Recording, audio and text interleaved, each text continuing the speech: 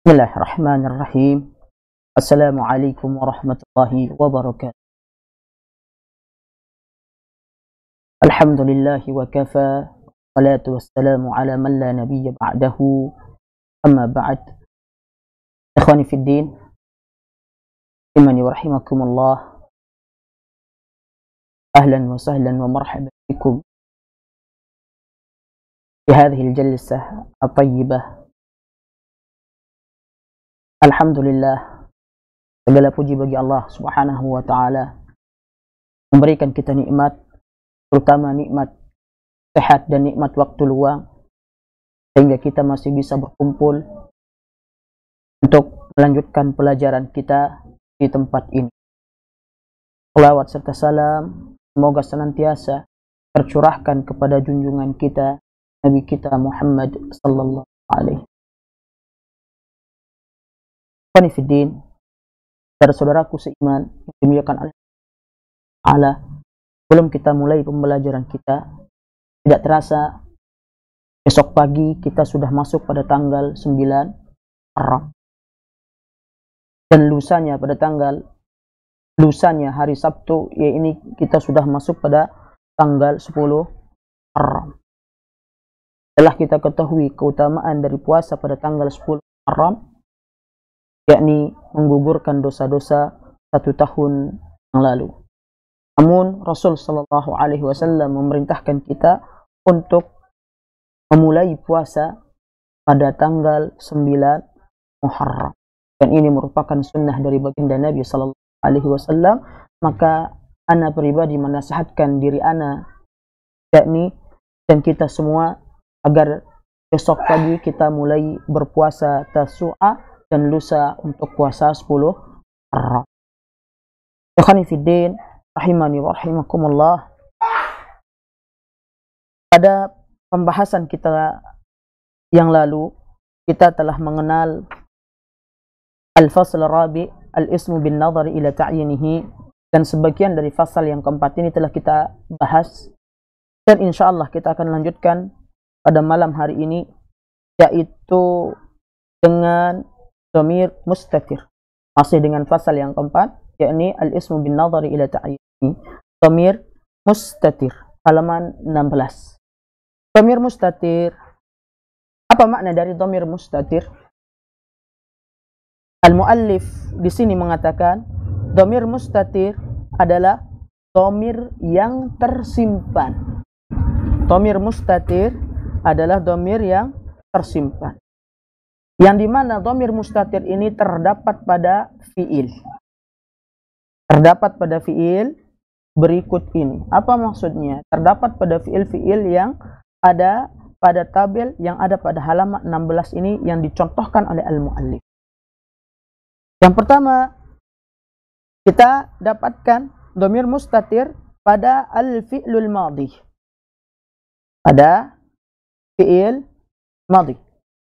Ketika antum mengatakan fa'ala, fa'ala kita ketahui ini adalah wazan dari fi'il madhi. Wazan secara umum melambangkan dia adalah fi'il madhi. Ketika misal antum mengatakan fa'ala, ini wazannya. Kemudian antum masukkan kata yang antum inginkan dengan mengikutkan kepada wazan tersebut, timbangan tersebut, yakni semisal darasa. Apa makna darasa ya syabab? Belajar. Belajar. Darasa telah belajar. Kemudian kita dapatkan perkataan al-muallif. Beliau mengatakan pada kata fa'ala dan darasa ini terdapat dhamir apa tidak? Ada dhamir. Beliau yani hafizahullah taala mengatakan pada kata fa'ala atau darasa tersebut terdapat satu dhamir. Dhamir apa ini? Dhamir yang dinamakan dengan dhamir mustatir. Maka antum dapatkan perkataan yang mengatakan dhamirun mustatirun takdiruhu huwa. Baik, kita sedikit jelaskan. Kita perhatikan ke papan tulis. Nah, kita jumpai apa di situ? Sebab kata fa'ala. Fa'ala apa artinya? melakukan atau telah melakukan. Baik. Fa'ala. Kemudian di situ ada contoh dari mauzun. Karena mauzun tersebut diikutkan kepada wazan fa'ala, contohnya misalnya darosa. Apa makna darosa? Belajar. Baik. Pada kata fa'ala dengan darosa ini, kita jumpai ada dhamir yang disebutkan oleh al-muallif. Dinamakan dengan dhamir apa pada kedua kata ini? Fa'ala dengan darosa ini. Dhamir mustatir.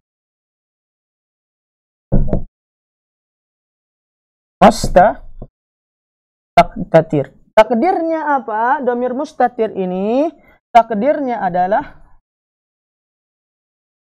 huwa kembali kemana? Huwa kembali kepada misal siapa yang antum bicara. Atau misal antum mengatakan, membuat satu kalimat dengan mengatakan Ahmad. Ahmadu darasa. Taib. Pada kata darasa ini terdapat satu dhamir. Dhamir tersebut dinamakan dhamir apa Pak Haji? Dhamir mustatir. Yang takdirnya apa? Huwa. Dhamir mustatir yang takdirnya huwa. Yang dimana takdir dari dhamir mustatir huwa ini kembali kemana? Kembali kepada, ini maksud dari halaman yang ada yang sedang kita kaji ini, yang mengatakan huwa apa? Fa'ala atau darosa, dhamir yang ada di situ adalah dhamir mustatir. Takdir huwa. Kapan kita akan mengetahui di situ ada dhamir huwa? Ketika dimasukkan pada kalimat. Misal antum mengatakan Ahmadu darosa, Ahmad telah. Mafhumun? Baik, ini yang pertama. Kemudian yang kedua dari fi'il madhi tersebut adalah kita jumpai pada contoh misalnya fa'alat. Baik. Nah, baik. Fa'alat. Contohnya di situ. Darosat. Contohnya adalah kata darosat. Pada kata fa'alat dan darosat ini ada dhamir apa tidak? Ada dhamir. Baik, dhamir yang ada pada kata fa'alat dengan darosat ini adalah dhamir. Misal antum, kita berikan contoh. Hindun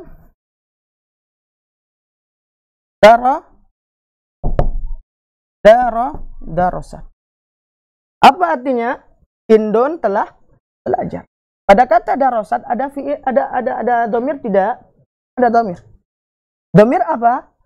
Dhamir yang disebut dengan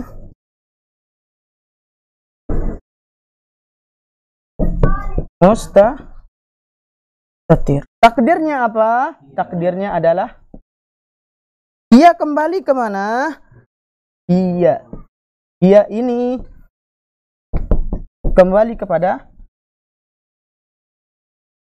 ini penerapan di dalam contoh. Sehingga kita dapatkan pada kata darosat di situ ada dhamir, yakni dhamirnya adalah dhamir hiya yang kembali kepada kata sebelumnya. Misalnya antum menceritakan seseorang wanita dan antum menyebutkan satu kalimat darosat. Darosat ini kembali ke mana? Kembali kepada wanita yang antum. Mafhumun? Baik. Selanjutnya dari dhamir mustatir ini kita masuk kepada al-fi'lul mudhari'. Fi'il yang kedua adalah fi'il mudhari'. Al-fi'lul mudhari', contoh wazan dalam fi'il mudhari' di sini diantaranya adalah pada tabel yaf'alu, taf'alu, kemudian taf'alu, af'alu dan naf'alu. Baik. Di sini tentunya ada beberapa dhamir yang juga dinamakan dengan dhamir mustatir. Nah, kita perhatikan sedikit. Kelas.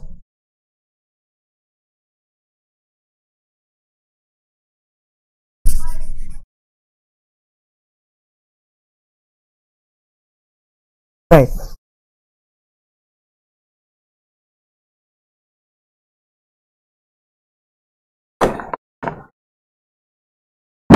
Pada tabel tersebut kita jumpai contoh, misalnya wazan yaf'al.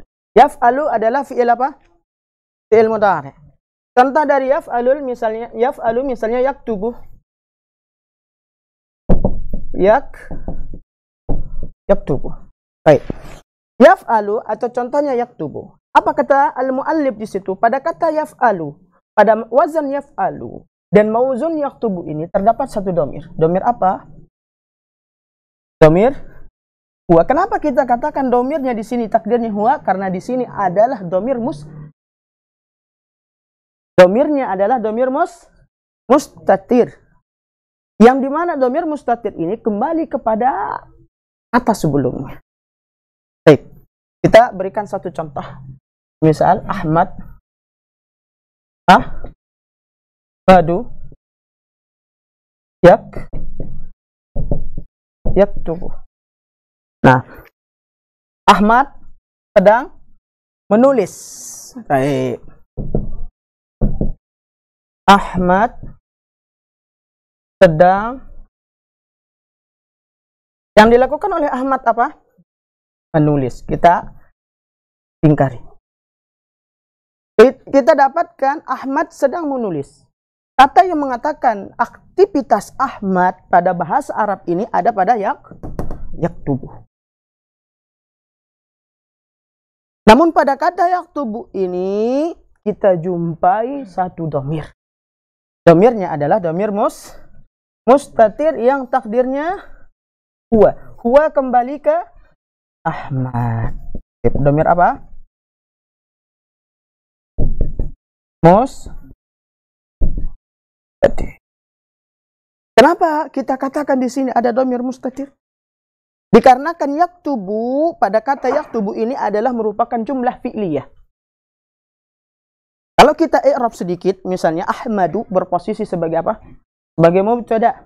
Ahmadu mubtada marfu'un wa alamatu raf'ihi dhammah. Kemudian khabar dari mubtada ini berupa jumlah fi'liyah, ya ini pada kata yaktubu. Dan jumlah fi'liyah, perhatikan. Fi'il. Jumlah fi'liyah terdiri dari fi'il dan fa'il. Telah kita bahas pada pembahasan-pembahasan yang lampau, yang sebelum kita belajar juga lewat yang lainnya. Kemudian yaktubu ini merupakan jumlah fi'liyah yang sejatinya pada jumlah fi'liyah tersebut terdapat fa'il. Namun fa'ilnya di sini kelihatan apa tidak? Tidak. Karena fa'il tidak kelihatan, maka diistilahkanlah ia dengan kata ganti atau domir. Domir apa? Domir mustatir. Yang dimana domir mustatir ini ditakdirkan, dikira-kira domir mustatirnya adalah apa? Huwa. Dan yang huwa ini kembali kepada Ahmad. Jadi yang dimaksudkan dengan yaktubu adalah siapa? Ahmad. Jelas? Ketika misalnya antum mendengarkan ada orang yang pertama kali dia menyebut nama Ahmad. Ra'aitu Ahmad. Ra'aitu Ahmad. Nah, yamshi wa ya'kul wa yaktubu. Kira-kira yang melakukan aktivitas ini siapa? Siapa? Ahmad. Karena yang antum lihat siapa? Ahmad. Yang mengerjakan aktivitas yang antum ceritakan tersebut adalah siapa? Ahmad. Dari mana antum tahu? Dari subjek yang ada pada domir, yang ada pada fi'il tersebut berupa domir mustatir. Mafhumun. Baik, ini dia. Begitu juga dengan kata-kata yang ada pada taf'alu. Nah, yang pertama adalah pada kata taf'alu, setelah dari yaf'alu, maksudnya adalah di sini mengandung domir mustatir takdiruhu hiya. Ini untuk hiya. Jangan salah. Taf'alu, jangan selalu kita beranggapan taf'alu adalah kamu atau orang laki-laki. Tidak. Namun taf'alu juga digunakan untuk hiya, untuk wanita. Contoh kita buat misalnya Hindun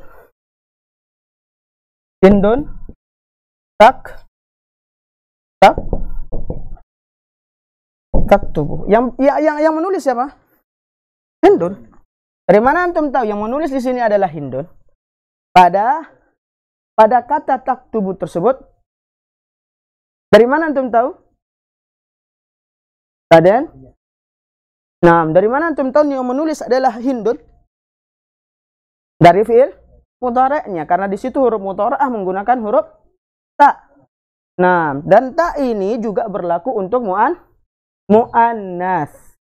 Berlaku juga untuk mu'annas. Taib, ketika kita mengatakan Hindun taktubu, terdapat tidak di sini fa'ilnya?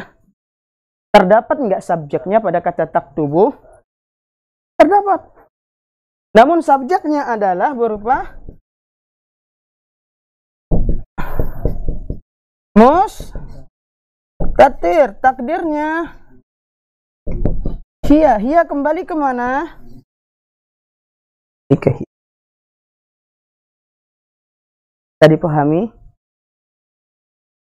Begitu juga dengan misalnya antum mengatakan taf'alu, namun taf'alu ini di sini adalah untuk apa? Anta. Dhamir mustatir yang ada pada kata taf'alu yang ketiga adalah untuk anta. Kemudian dhamir mustatir takdiruhu ana, yaitu pada kata af'alu. Kemudian dhamir mustatir takdiruhu nahnu, yaitu pada kata naf'alu, sesuai dengan huruf mudhara'ah yang ada pada fi'il mudhari' tersebut. Kalau huruf mudhara'ahnya adalah hamzah, maka di sini sudah bisa dipastikan dhamir mustatirnya adalah ana. Yang mengerjakan adalah saya, mutakallim. Kata ganti orang pertama. Jikalau seandainya di situ huruf mudhara'ahnya adalah nun, maka kata ganti orang pertama untuk jama' yang bermakna nahnu, yakni kami. Fahimtum? Barakallahu fiik. Selanjutnya adalah fi'lul amri. Taib, fi'il amr. Nah, pada fi'il amr ini hanya dipaparkan di sini berapa? Satu contoh saja. Pada fi'il amr yang masuk pada dhamir mustatir pada fi'il amr, satu contoh saja. Yang pertama adalah if'al. Nah, pada fi'il amr. Sudah ini? Nah, apa di situ pada fi'il amr? If'al. Apa arti if'al? Ini wazannya. Lakukanlah, kerjakanlah. Kemudian contoh dari if'al apa? Uktub misalnya. Uktub. Apa arti uktub? Tulislah. Pada kata uktub yang antum katakan atau if'al yang antum katakan ini ada tidak fa'ilnya? Ada fa'ilnya? Ada subjeknya? Ada. Subjeknya berupa dhamir mustatir. Di situ takdiruhu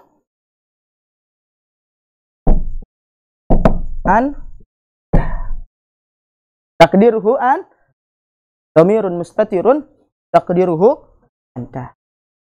Maksudnya ketika antum mengatakan uktub, yang antum perintahkan siapa? Nggak mungkin ketika antum mengatakan uktub, yang saya maksud adalah diri saya sendiri. Mungkin? Nah, biasanya orang akan memahami perintah karena ini adalah kata perintah. Ketika kalimat perintah tersebut dikeluarkan, berarti ada orang yang diperintah dan orang yang memerintah. Maka yang diperintah inilah yang kita gunakan dengan kata perintah, yaitu fi'il amr. Jika antum mengatakan uktub, unsur, iqra. Dalam Al-Quran kita dapatkan iqra kitabaka, iqra bismi rabbikal ladzi khalaq. Ini fi'il amr. Sabbih isma rabbikal a'la. Ini fi'il amr, sabbih. Nah, bertasbihlah. Maka di situ terkandung subjek pada fi'il amr ini, yang dimana subjeknya ini adalah berupa dhamir mustatir. Takdirnya apa? Takdirnya adalah mafhumun? Baik.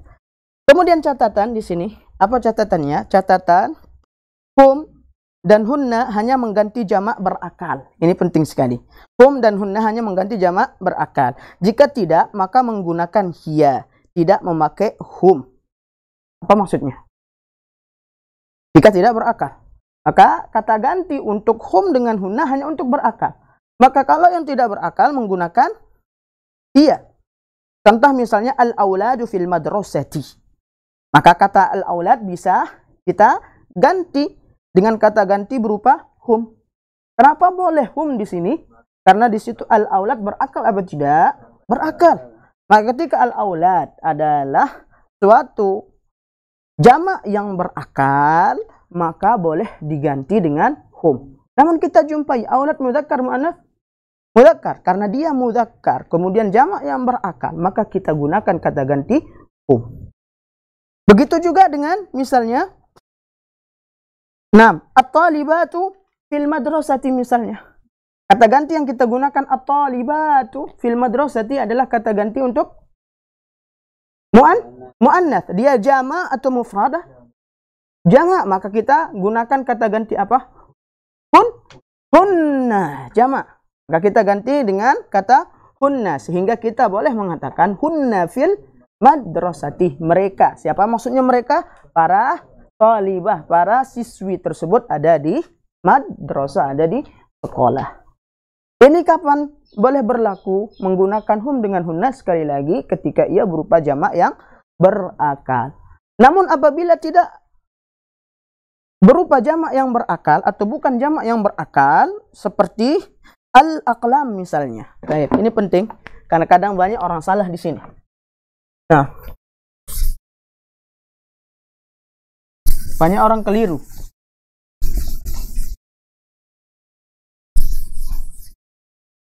Nah, semisal kita jumpai di situ contoh apa?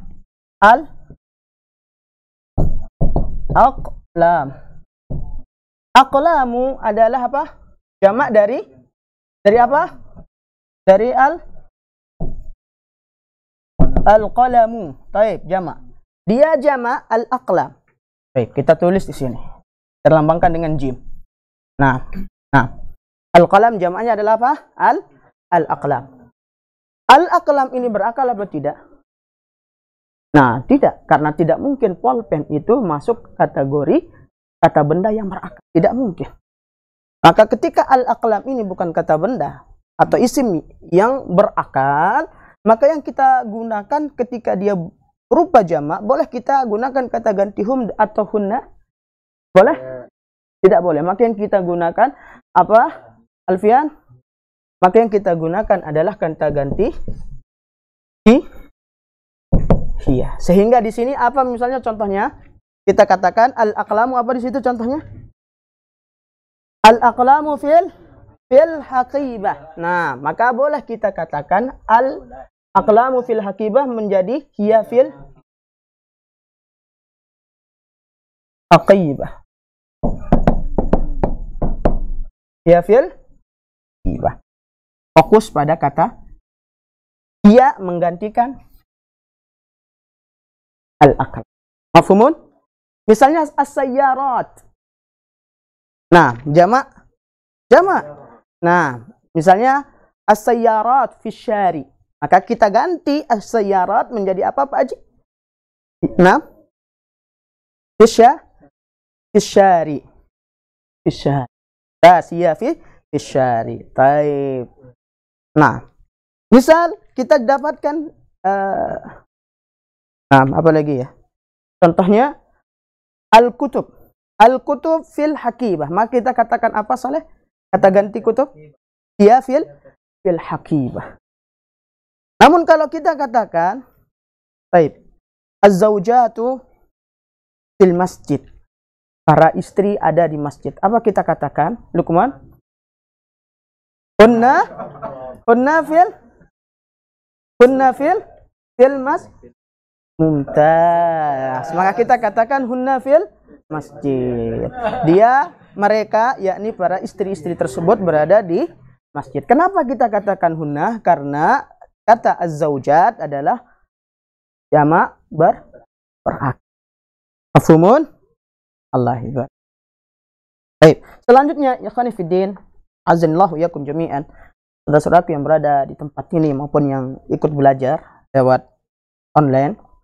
Maka setelah kita ketahui dhamir mustatir tadi adalah dhamir apa? Dhamir yang tersimpan. Dhamir yang tersimpan yang ditakdir. Ketika misalnya antum mengatakan dhamirun mustatirun taqdiruhu ini. Dhamirun mustatirun takdiruhu itu, dan seterusnya. Selanjutnya kita masuk halaman 17 dengan isim isyarah. Ismul isyarah. Apa kata yang dimaksudkan dengan isim isyarah ini? Isim isyarah dalam bahasa kita diartikan dengan kata tunjuk. Dalam bahasa Indonesia kata tunjuk ada berapa? Ada berapa? Ada dua. Ini, itu. Ini, itu. Baik, kata tunjuk secara umum dalam bahasa Indonesia ini ada dua secara umum, yaitu ini dan itu. Ini untuk kata tunjuk dekat. Itu untuk kata tunjuk. Dalam bahasa Arab juga demikian, secara umumnya ada dua, yaitu hadza dan dzalika. Hadza untuk kata tunjuk dekat, dzalika untuk kata tunjuk jauh. Namun yang berbeda dari bahasa Arab adalah pada kata tunjuk tersebut harus sesuai dengan jenis kelaminnya. Harus sesuai dengan mudzakkar atau muannats. Apabila dia mudzakkar dan jumlah bilangannya 1, maka di sini menggunakan istilah kata tunjuk atau isim isyarah tertentu. Bisa dipahami? Kita perhatikan tabel di sini. Yang pertama adalah kita jumpai al-isyaratu lil qarib. Isim isyarah untuk dekat. Nah, pertama untuk isim isyarah mudzakkar. Nah, isim isyarah mudzakkar ini ada dua kategori untuk isim isyarah mudzakkar. Yang pertama menggunakan hadza. Hadza kapan digunakan? Apabila jumlah bilangannya 1. Hadzani kapan digunakan? Apabila jumlah bilangannya 2. Ini untuk mudzakkar. Nah, kata tunjuk dekat. Nah, agar lebih gampang dipahami, kata tunjuk dekat.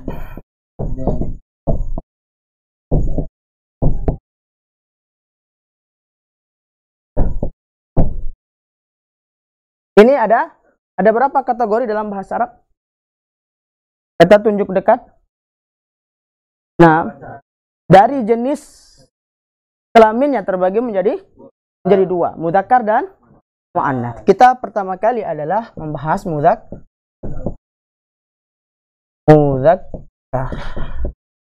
Mudzakkar apabila untuk 1. Nah, apabila kata tunjuk tersebut untuk menunjukkan satu buah ataupun satu orang, maka kita gunakan untuk satu orang atau satu buah dan lain-lainnya, maka yang digunakan adalah apa? Hadza.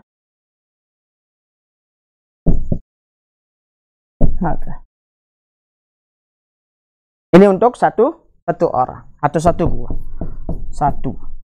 Baik, bermakna ini untuk satu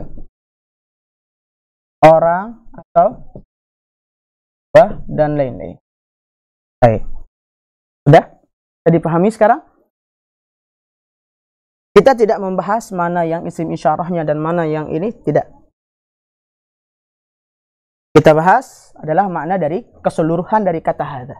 Nah, kemudian yang kedua adalah mudzakkar untuk apa? Untuk 2 orang atau buah dan lain-lain, menggunakan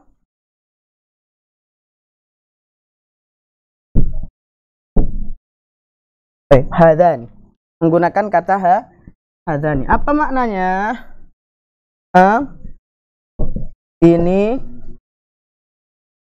untuk apa? 2 orang atau buah dan lainnya. Baik. Sudah? Bisa dipahami? Baik. Selanjutnya apa? Masih kita membahas tentang mudzakkar. Baik, nanti akan kita selesaikan. Kemudian kita masuk kepada muannats. Muannats demikian juga. Muannats demikian juga. Muannats ini ada dua. Baik. Kata tunjuk dekat untuk muannats, kedua untuk apa makna muannats? Untuk wanita. Ada berapa? Ada dua. Yang pertama untuk satu orang atau buah dan lain-lain menggunakan apa, Pak Edi? Menggunakan apa?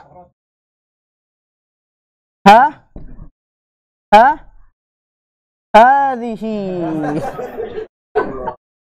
Menggunakan hadhihi. Ini untuk berapa orang? Untuk satu orang. Barakallahu fiikum. Baik. Yang kedua. Sudah ini jelas? Untuk satu orang. Yang kedua, untuk apa? Dua orang wanita. Menggunakan apa? Untuk dua orang wanita menggunakan hatani. Baik, hatani.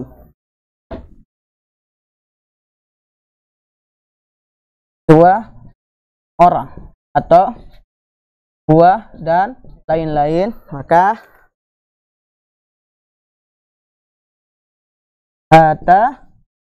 hatan. Baik. Maka menggunakan kata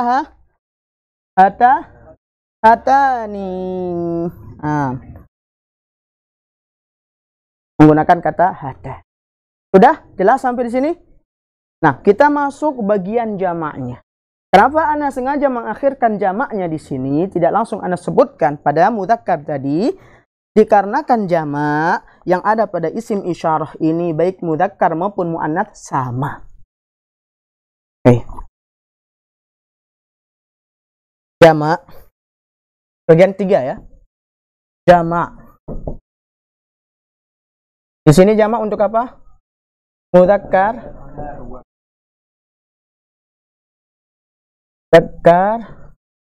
dan muannats, maksudnya sama, menggunakan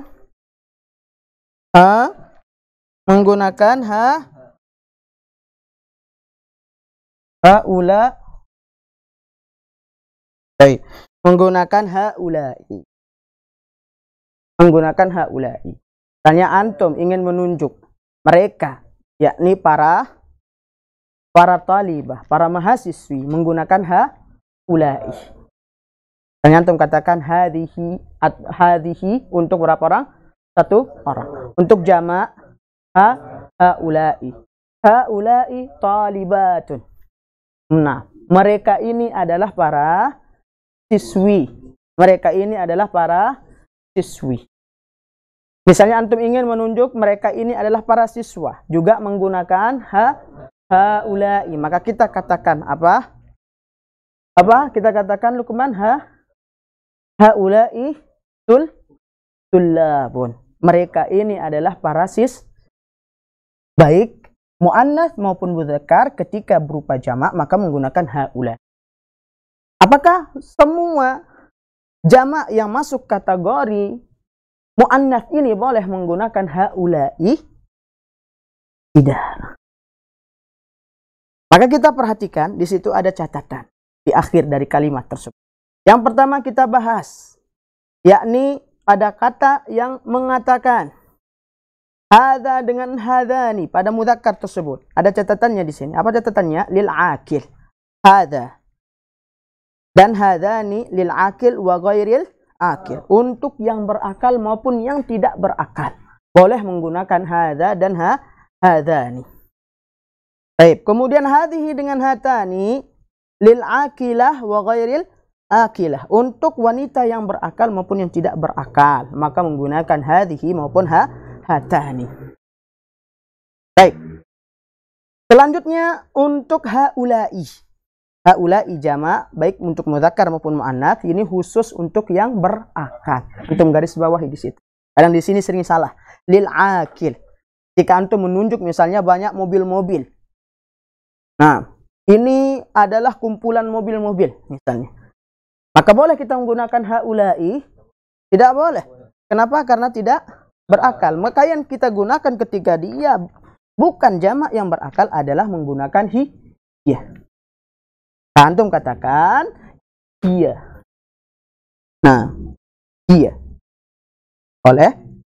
Afwan, hadhihi afwan. Menggunakan hadhihi afwan. Menggunakan isim isyarah hadhihi. Boleh? Selanjutnya al-isyaratu lil ba'id. Kita masuk ke isim isyarah yang menerangkan jauh. Jauh. Baik. Misalnya ada ini. Naam, dzalika di situ. Itu. Nah, ini adalah jauh.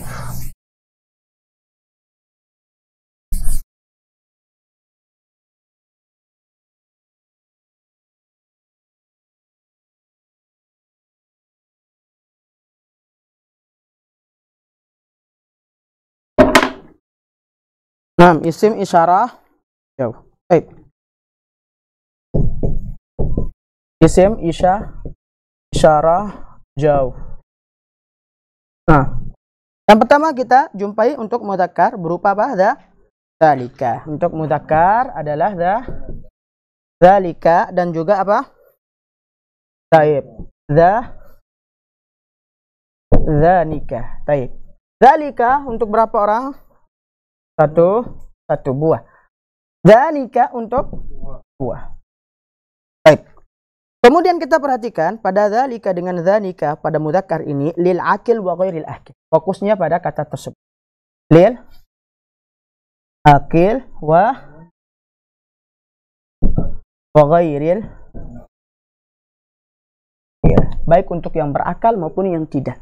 Maka boleh menggunakan dzalika dengan dzanika. Baik, ini yang pertama. Kemudian untuk muannats, kata tunjuk jauh untuk muannats atau isim isyarah jauh untuk muannats menggunakan tilka. Untuk berapa orang? Satu. Nah, yang untuk dua tanika untuk dua. Apa catatannya di sini? Penggunaan tilka dengan tanika ini lil akilah wa ghairil akilah. Boleh untuk yang berakal maupun yang tidak berakal. Nah, misalnya untuk mengatakan tilka imra'atun jamilah. Nah, boleh. Untuk dua orang misalnya menggunakan tanika imra'atani jamilatani. Allah. Mafhumun? Bisa dipahami? Baik. Kemudian kita masuk ke jamak dari isim isyarah jauh ini. Jamak dari isim isyarah jauh ini menggunakan apa? Nah, menggunakan ula. Ini sering kita dengar. Ulaika. Dalam Al-Quran sering kita dengar istilah ulaika ala hudam mir rabbihim misalnya dalam ayat ini ulaika kal an'ami bal hum adall. Nah, maka ulaika ini adalah apa? Jamak untuk mudzakkar maupun muannats ketika berupa isim isyarah jauh. Ini jamak. Pertanyaannya, kalau seandainya jamak ini tidak kepada yang berakal, maka boleh kita gunakan ulaika?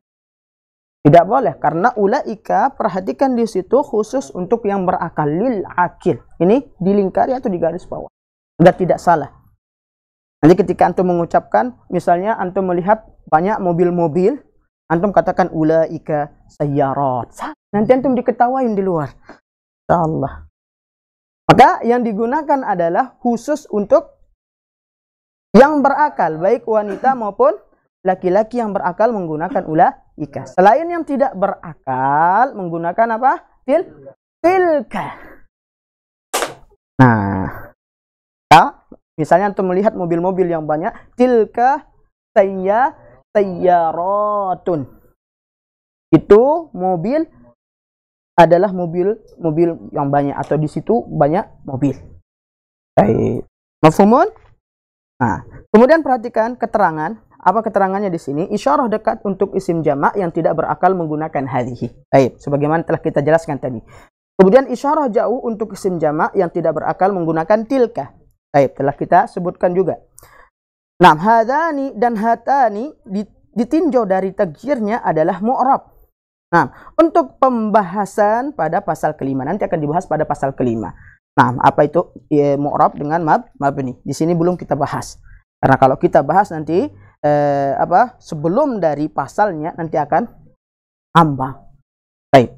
Akan kita bahas nanti apa itu mu'rab, apa itu mabni pada pasal insyaallah. Kemudian isim isyarah lain untuk umum, bilangan dan jenisnya ialah huna. Nah, di antara isim isyarah yang lain, ini juga isim isyarah, adalah bisa antum menggunakan kata huna. Huna bermakna di sini. Hunaka dengan hunalika dengan thamma juga merupakan isim isyarah yang bermakna di sana. Ketika antum mengatakan huna bermakna di sini, ini untuk jauh apa untuk dekat? Untuk dekat. Ketika mengatakan hunaka, hunalika atau thamma yang bermakna di sana, untuk jauh apa dekat? Untuk jauh. Nah, adapun contoh dalam jumlah, penggunaan dalam kalimat, misalnya hadza kitabun. Hadza isim isyarah jauh dekat? Dekat. Muannats mudzakkar? Mudzakkar. Hadza kitabun. Apa artinya? Ini adalah kitab. Hadzani talibani. Nah, ini adalah dua orang siswa. Mudzakkar muannats? Mudzakkar. Masya Allah. Hadhihi syajaratun. Ini adalah pohon. Ini adalah muannats mudzakkar? Muannats. Tanika madrasatani. Itu adalah dua. Afwan. Tanika mudarrisatani. Itu adalah dua orang guru wanita. Maka muannats mudzakkar? Muannats. Kemudian dzalika fadlullah. Jauh dekat? Jauh. Dzalika kitabani. Nah, tilka haqibatun. Jauh dekat? Baik, muannats mudzakkar? Haula'i muslimuna. Jauh dekat? Dekat. Mudzakkar, muannats? Mudzakkar dan muannats. Berakal tidak? Khusus untuk yang berakal. Hadhihi kutubun. Hadhihi dekat. Muannats mudzakkar? Muannats mudzakkar? Kutub muannats mudzakkar? Kenapa muannats? Nah, di jamak taksir di sini apa? Bersifat muannats. Sahih? Sahih. Maka kita gunakan hadhihi. Kenapa dia di situ menggunakan hadhihi untuk muannats yang mufradah? Dikarenakan dia bukan berakal. Padahal kutub adalah jamak. Namun sayang karena dia tidak berakal, maka tidak bisa kita gunakan haula. Kemudian tilka buyutun. Nah, buyutun jamak apa mufrad, Pak Haji? Jamak, Masya Allah. Berakal atau tidak? Baik. Maka kita gunakan apa? Tilka. Boleh menggunakan ulaika buyut? Boleh? Tidak?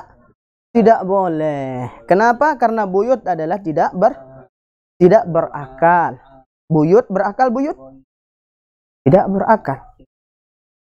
Baik. Atani talibatani.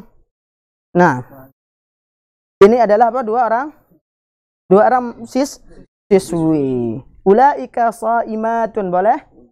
Ulaika shaimatun. Mereka itu wanita yang berpuasa, boleh? Boleh.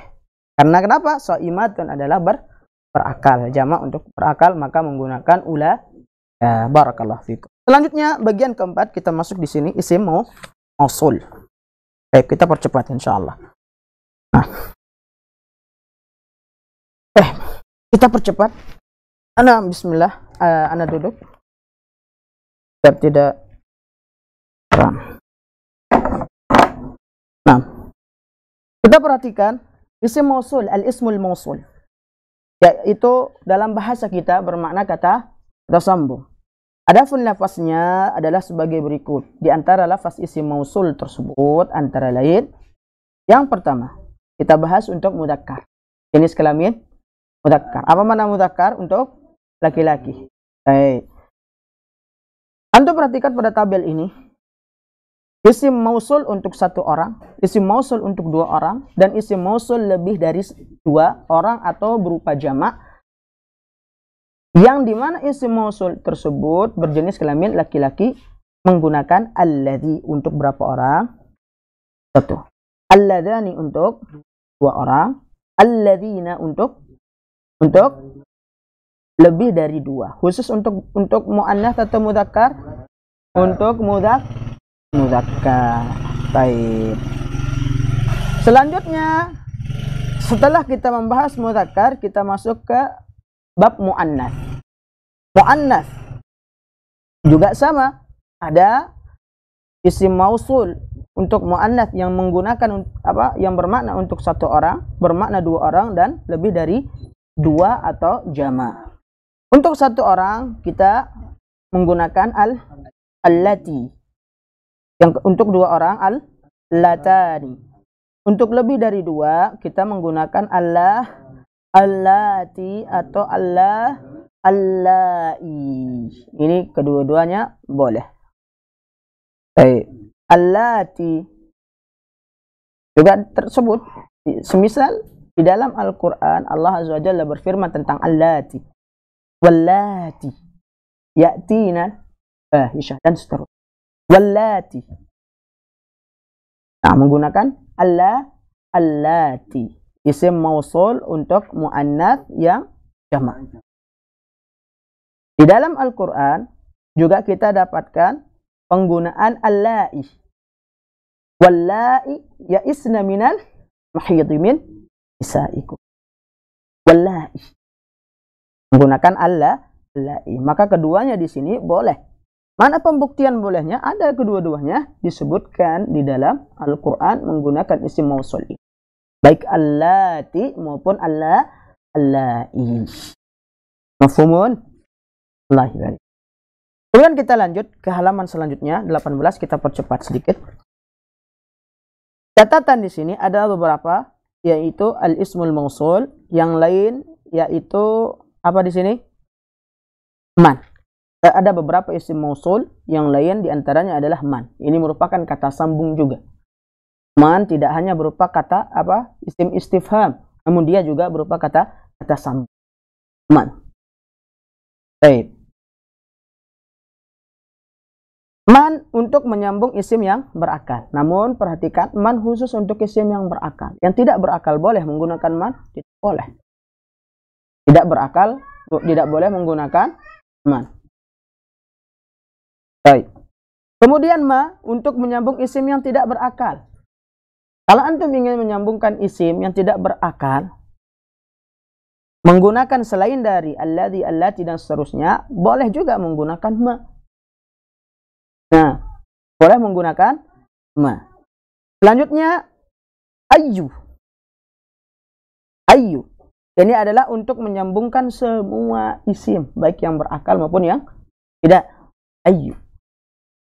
Nah. Selanjutnya allati dengan allai dan alladzina hanya untuk menyambung isim jamak berakal. Ini catatannya.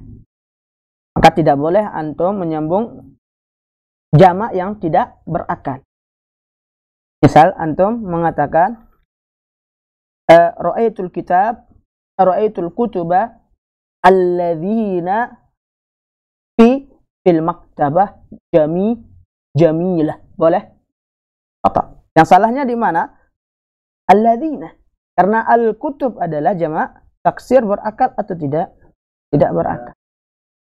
Tidak boleh menggunakan alladzi. Atau menggunakan allati boleh. Misalnya ra'aitul kutub allati fil maktabah jamilah. Boleh? Tidak boleh juga. Karena khusus untuk yang berakal. Atau menggunakan allai misalnya ra'aitul kutub allai fil maktabah jamilah. Boleh? Tidak boleh juga. Karena sekali lagi alladzina allati dengan allai khusus untuk yang berakal. Khusus untuk jamak yang berakal. Adapun yang tidak berakal kita bisa menggunakan allati ataupun ma. Diperhatikan, kadang kita tidak sadar ketika membuat kalimat salah. Nah, ketika mau mengungkapkan dengan menggunakan isim mausul yang tidak berakal, kadang kita salah mengungkapkannya. Jangan sampai sekali lagi kita ditertawakan oleh orang ketika mending kita susah sekarang atau ditertawakan di majelis ilmu namun dengan bimbingan daripada nanti di luar Anda. Mafhumun? Allah. Selanjutnya untuk pembahasan fasal kelima ayu alladani dengan al-ladani tagyirnya adalah mu'rab. Baik, nanti akan kita bahas ini pada pasal kelima. Di sini ya dikategorikan mu'rab. Kenapa dia mu'rab? Apa itu mu'rab dan apa itu mabni akan kita bahas pada pasal kelima insyaallah. Baik. Selanjutnya contoh dalam jumlah kita bisa perhatikan di situ hadza talibu alladzi fil fasli. Nah, apa artinya hadza talibu? Nah, siswa ini yang berada di kelas. Hadzani talibani alladhani fil fasli. Dua siswa ini berada di kelas. Haula'i tullabul alladzina fil fasli. Nah, para siswa ini yang berada di kelas. Hadhihi talibatul lati fil fasli. Nah, siswi ini yang berada di kelas. Hatani at-talibatani allatani fil fasli. Nah, dua siswi ini yang allatani berada di kelas dan seterusnya. Mafhumun? Mafhumun syabab? Baik. Kemudian yang kelima adalah al-munada atau munada. Isim yang jatuh setelah huruf panggilan. Inilah yang dinamakan dengan munada. Isim yang jatuh setelah huruf panggilan. Dalam bahasa Indonesia, munada ini dilambangkan dengan apa? Hai. Atau bahkan yang sekarang orang lebih menyingkatnya lagi, oi. Apa lagi? Nah, oi, apa lagi? Atau bahkan dengan teriakan juga adalah atau menggunakan wi, dan seterusnya. Ini kata. Nah, yang dinamakan dengan istilah al-munada, yaitu isim yang jatuh setelah huruf panggilan. Dalam bahasa Arab, huruf panggilan ini salah satunya dilambangkan dengan ya. Sering antum dapatkan ya ayyuhalladzina amanu misalnya.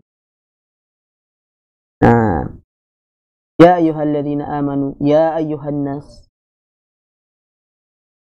Gunakan ya. Nanti akan kita bahas secara detail ya atau munada ini pada babnya. Ada babnya nanti, namun di sini hanya kita sebutkan terlebih.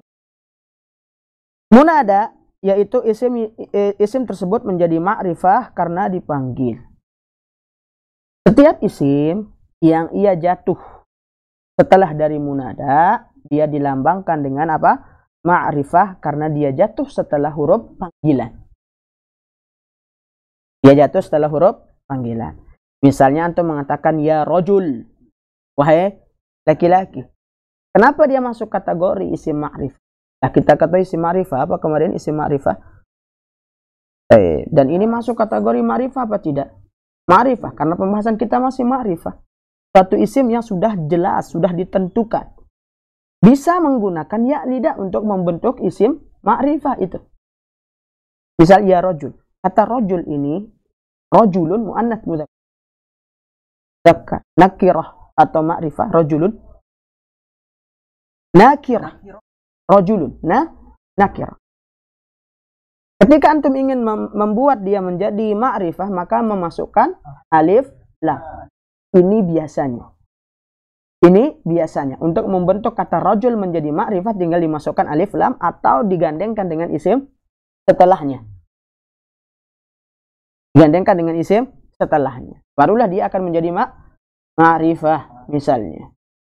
Namun dalam hal munada ini cukup dengan dibarengi dengan huruf nida, maka rajul ini bisa berarti ma'rifah. Contoh ya rajul.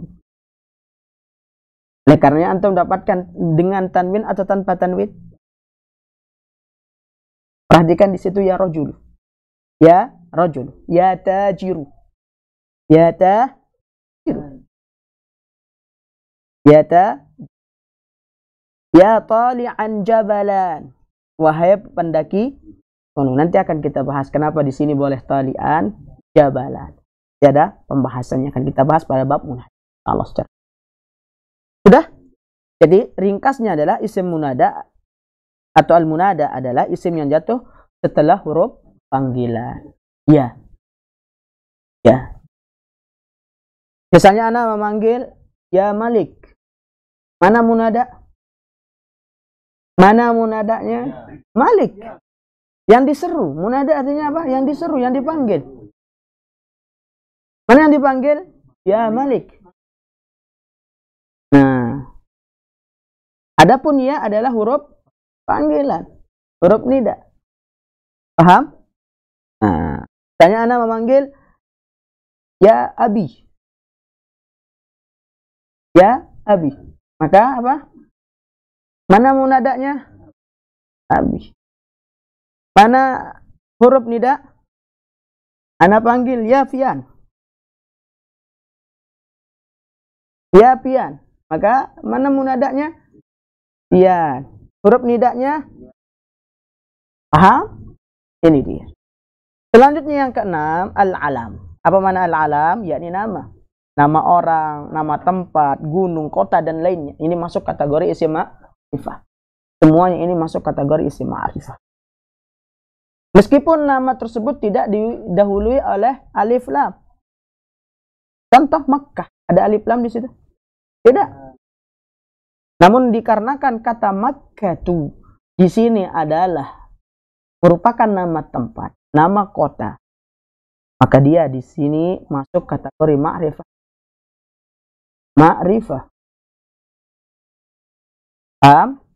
Karena dia nama tempat atau nama kota. Misal Misr, Mesir. Ada alif lam?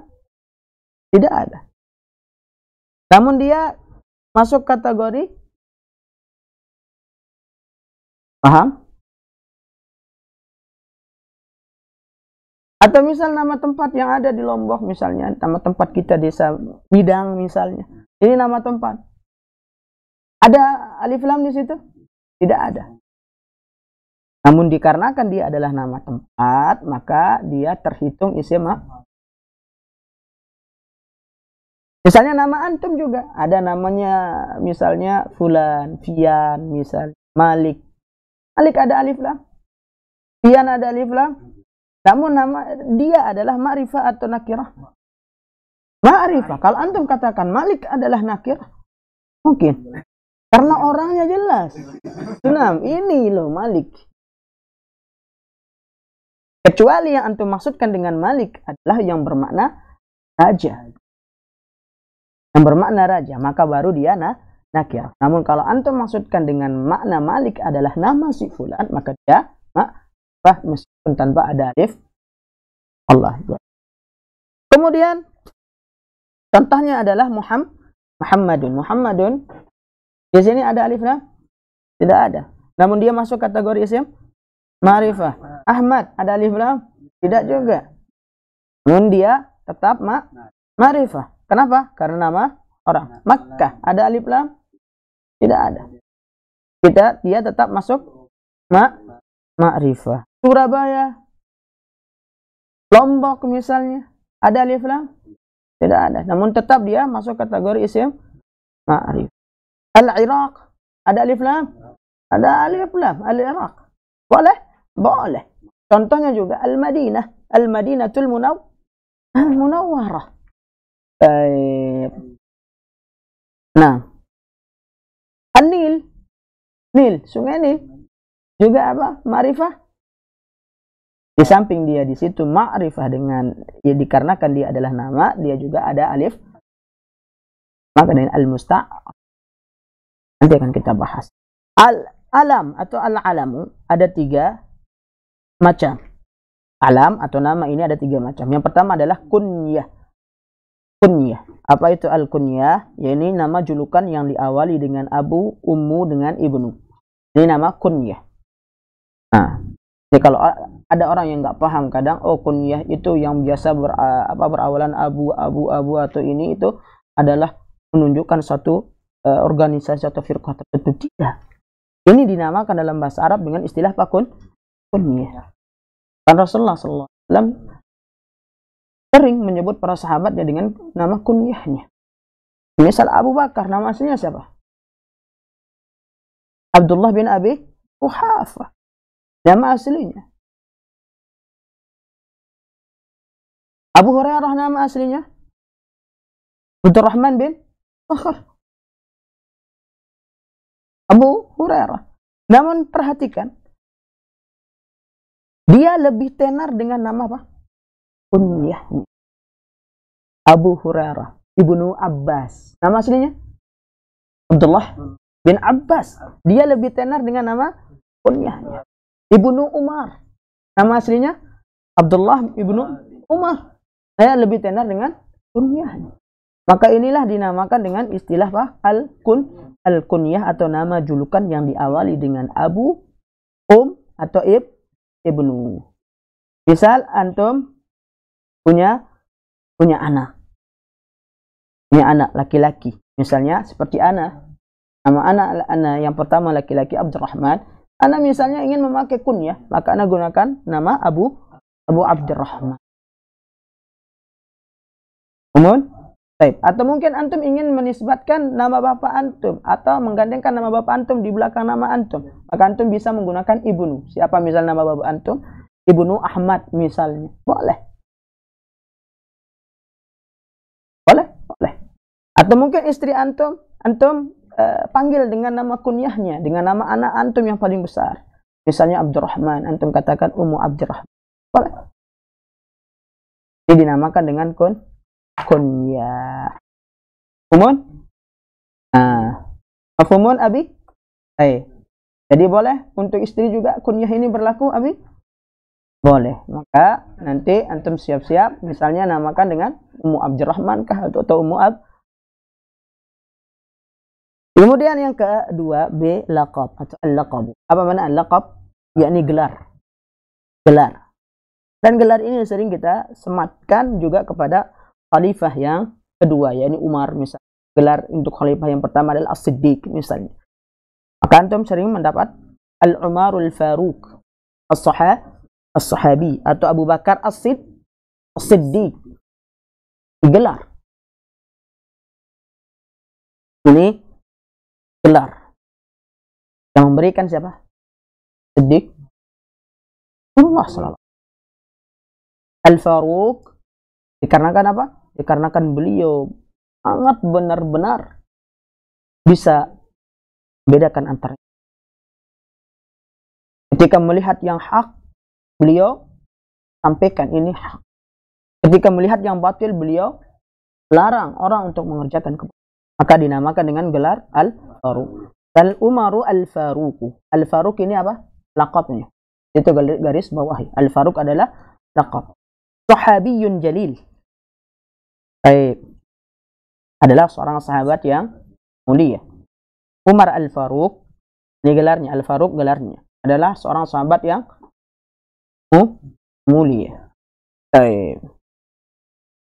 Kemudian Asy-Syaikh Ibnu Baz. Naam, alimun salafi. Mana gelarnya? Naam, alim. Gelarnya adalah kata naam, Asy-Syaikh. Alim adalah Asy-Syaikh. Ini gelar. Alim bukan gelarnya. Gelarnya adalah Asy-Syaikh. Misalnya antum menyebut seorang dengan sebutan gelar ustaz. Ini gelar. Sebenarnya nggak semua orang boleh untuk mendapatkan hal tersebut. Itulah. Kita kadang seperti itu. Orang baru bisa begini begitu langsung dipanggil Asy-Syaikh. Dan tidak. Itu ini berat nanti. Gelar-gelaran ini juga nanti akan dimintai pertanggungjawaban di hadapan Allah Jalla. Kemudian isim atau al-ismu, ke yang ketiga, yang C, apa? Nama selain julukan atau gelar. Nah, ini isim. Nah, di sini kita dapatkan alam terbagi menjadi berapa? 3, al-alam. Ada yang berupa isim atau nama biasa, ada yang berupa gelar atau al-laqab, ada yang berupa al-kunyah atau apa?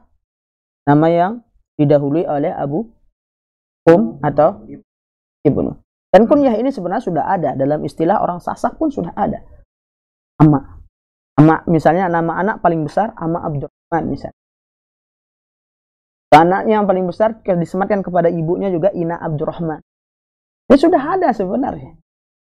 Gelaran. Nah, Ama Abdurrahman atau dalam bahasa Sasak misalnya Beaning Ama Abdurrahman. Beina Abdurrahman. Sudah ada gelaran dalam bahasa Allah Ta'ala. Yang ketiga, baik, sebelum kita masuk bagian yang terakhir, di sini ada catatan halaman 19. Apabila ibnu jatuh di antara dua isim alam, maka alifnya dibuang. Contoh Umar bin Khattab. Ini. Coba antum perhatikan ketika membaca hadis, terutama hadis pertama dari Arba'in Nawawi. Di siapa? Umar. Pasti antum mendapatkan pada kata ibnu di situ tidak ada alif. Anda perhatikan, baca nanti, sepulangnya di murojaah lagi. An Amiril Mu'minina Umar ibni atau Umar ibni. Umar ibni tanpa alif. Apa alasannya di sini? Apabila ibnun jatuh di antara dua isim alam, maka alifnya dibuang. Apa maknanya dua isim alam? Umar isim alam? Nah, Umar isim alam, Al-Khattab isim alam? Isim alam, maka jatuh di antara kedua isim alam tersebut, maka alif dari ibnu ini harus dibuang. Umar bin Khattab. Tanya dalam Al-Quran, Isa bin Maryam. Isa bin Maryam. Isa bin Maryam. Antum dapatkan alif di situ pada ibnu? Tidak. Kenapa? Karena dia mengapit antara dua isim alam. Yang pertama Isa dengan Allahu a'lam. Yang ketujuh bersambung dengan isim ma'rifah, yaitu al-mudhafu ilal ismil ma'rifah. Nah, ini sering kita contohkan, dia bersambung kepada isim ma'rifah. Contohnya adalah ma'haduna, pondok kita. Ma'had kita, ma'haduna. Ma'had, ketika kita bagi kata mengatakan ma'haduna satu persatu. Ma'had, apa maknanya? Pondok. Ma'had, ini ma'rifah nakirah. Nakirah. Untuk menjadikannya ma'rifah, kita gandengkan dengan apa? Isim ma'rifah. Kita sedikit saja. Ini terakhir. Kita mengatakan apa?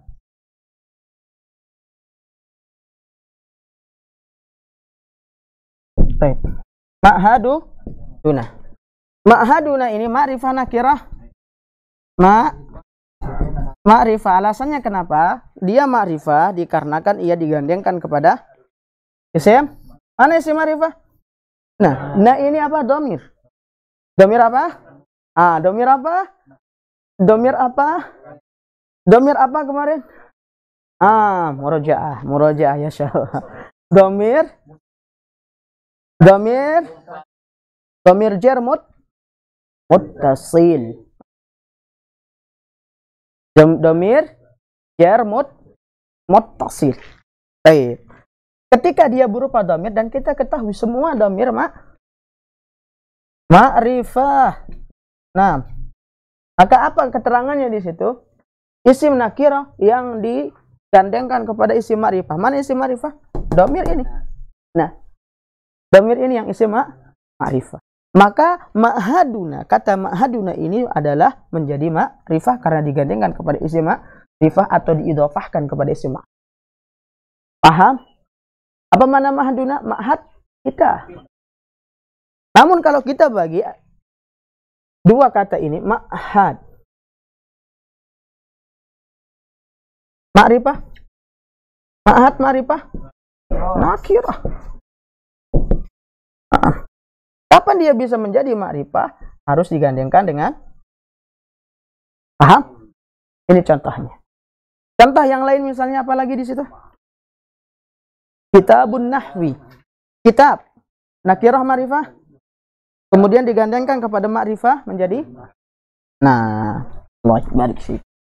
Bisa dipahami sekarang? Jadi yang terakhir, yang ketujuh adalah bersambung dengan isim ma'rifah atau al-mudhafu ilal ismil ma'rifah, maka ini yang masuk kategori isim yang baik. Alhamdulillah, ya khani fi din rahimani wa rahimakumullah, kita telah selesai dengan al-faslur rabi, yaitu al-ismu bin nadhari ila ta'yinihi, dan semoga apa yang kita sampaikan pada malam hari ini bermanfaat untuk saya pribadi dan kita semua, dan kita tetap diteguhkan oleh Allah Azza wa Jalla untuk terus menuntut ilmu, dan ana pesankan jangan lalaikan murajaah. Terus untuk murojaah dan baik, kita cukupkan pembahasan kita malam hari ini dengan doa kafaratul majlis. Namun sebelum kita tutup, ada di situ latihan pada halaman 20, antum coba untuk isi.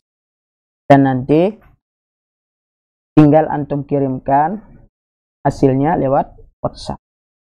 Tolong kirimkan ke WhatsApp ana hasil dari latihan 20 ini. Kita cukupkan. Subhanakallah. Ya, syahadu la ilaha illa anta, astaghfiruka wa atubu ilaik. Wabarakatuh.